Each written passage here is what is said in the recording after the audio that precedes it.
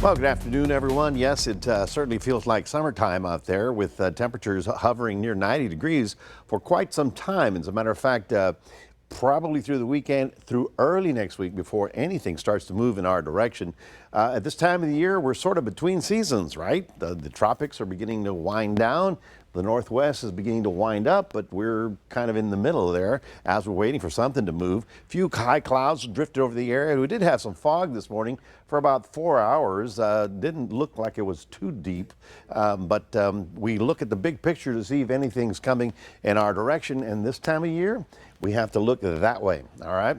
Out here in the Northwest is where the big Pacific storms come in. These are the big wet storms that produce snow in the Rockies. They break out into the plains, and when all the Gulf air rushes in to meet it, we get a little bit of rain. I'm looking for hope here, and the thing is that it's probably 14 days out. So we're into November before the next front comes in and actually gives us something. As we talked about yesterday, the Forest Service has put us on a level 3 alert for a high fire danger. In other words, everybody needs to be prepared in case something happens, because sometimes it's man driving around, sometimes it's a piece of glass, piece of wire, a hot piece of metal.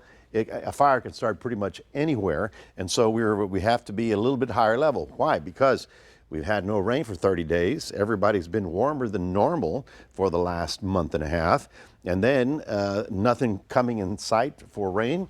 So let's just say that everybody across the state needs to get ready. Now let's take a look at this. This is our winds, which are going to be coming directly out of the south, southeast, and that, of course, is a warm air mass coming in with a little bit of moisture. But high pressure, you can see right there, is on top of us. So the moisture just sort of staying down along the bottom. That's why we had the fog this morning. We take a look at the big picture, and I am looking at that. What is that? That is a big, powerful, well, it's kind of like this. Remember the hurricanes, how they go around and around? Well, this goes round and round too, but it's not a hurricane. It's an area of low pressure, which is like a hurricane, but it is going to be a powerful storm slamming into the northwest coast. Then it crosses the Rockies, and I'm talking in about 2 weeks, it may actually come to visit, if not that one, something similar to that. So this is the time of year that I start pushing up that map. Temperatures again tomorrow, about 89 degrees, pretty much the entire state, 90 degrees all the way out into West Texas and the Panhandle as well. We have some interesting stuff in the Atlantic, though. We have a hurricane, a 155-mile-an-hour hurricane, Christy, but guess what? It's moving away from land. It's going to go out into the Pacific, and then it's going to fall apart right about here.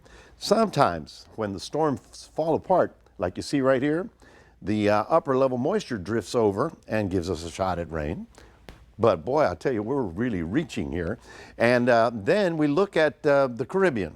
And I don't want to scare anybody, but this has a potential of developing another storm, and then it would go north. So possibly the East Coast again in November. That's pretty weird.